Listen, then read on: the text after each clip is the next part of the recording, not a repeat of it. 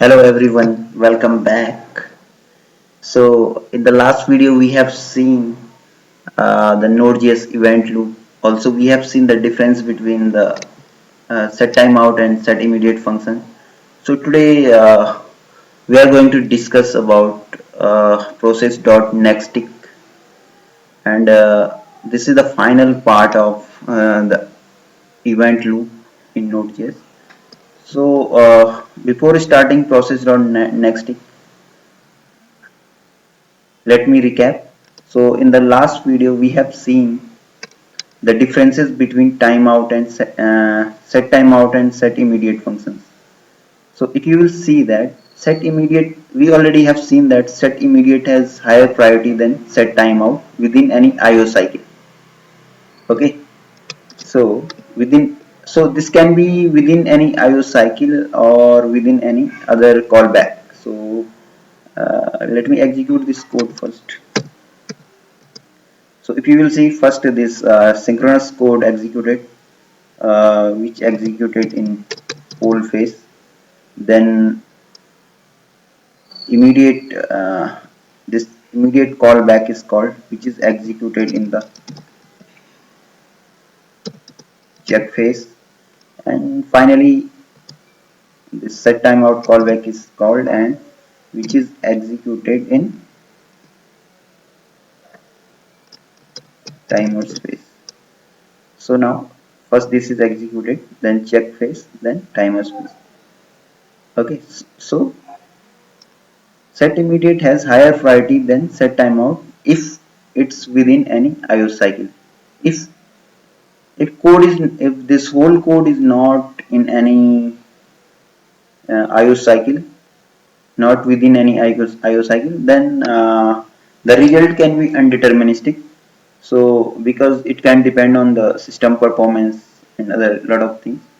But within any IO cycle, uh, set immediate has higher priority. Now it can be within IO cycle, or it can be within any other callback also. So let me show you. So suppose you have this code, and this code, suppose you want to put any set timeout function. So let me call this set timeout.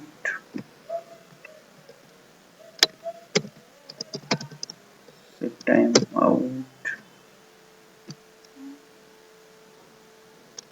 So this is the callback of set timeout.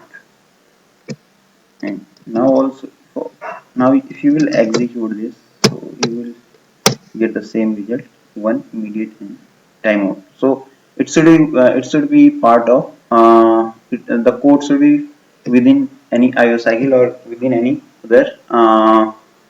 other callbacks. It should be not part of the main module. Okay, so today we are going to discuss about process.nextTick. So basically, if you will see here, after the execution of each phase, suppose we have poll phase, check phase, these all phase. So after the execution of each phase of the event loop and before the starting of the next phase of the event loop, there is a next tick queue. There is a next tick queue that is executed, but it's not officially part of event loop. Okay, so any callback provided in process.nextTick. So any the callback of process.nextTick queue. So any callback provided in process.nextTick get registered in the next tick queue of the next phase. Okay, so as soon as the current phase, say poll phase is completed, the next tick queue will be executed. As soon as the poll phase executed, the next tick queue will be executed before jumping to the next phase of event loop, which is check phase. So before jumping from poll phase to check phase, this next tick queue will be executed, and if if the process jump from check to close callback, this will be executed. So there is a next tick queue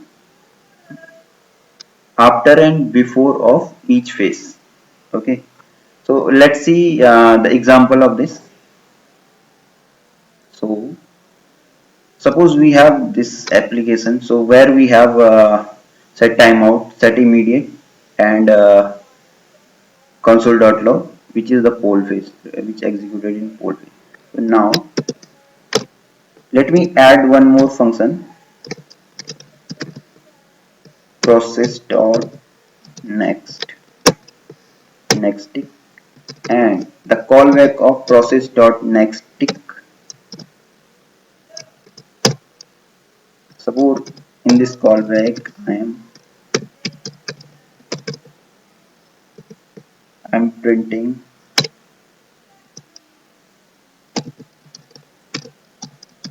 next tick.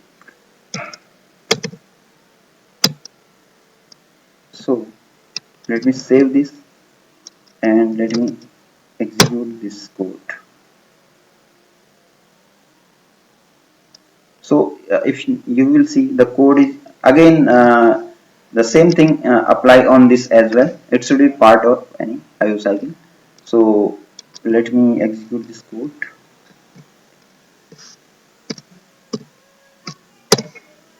So if you will see, first one is executed, which is the poll phase. Now after poll phase, first leave all these callbacks. So all code executed. Set timeout is called. Okay. Set immediate called. Process dot next tick called, and console dot this get executed. So this is executed first because this will execute in the poll phase. Now the callback of set timeout is executed in timer phase. The callback of set immediate executed in the check phase, and the callback of process.next tick executed in the next tick queue. So next tick queue will be executed after the poll phase and before the check phase. So if you will see here, next tick queue is the callback of next tick queue is registered in the next tick queue, and that is executed here. So first it will first it's printing 1 here. Okay, 1. Then if you will see here, set timeout callback is register in timer phase. So timeout will be here, and check phase will be here. So immediate callback will be called here.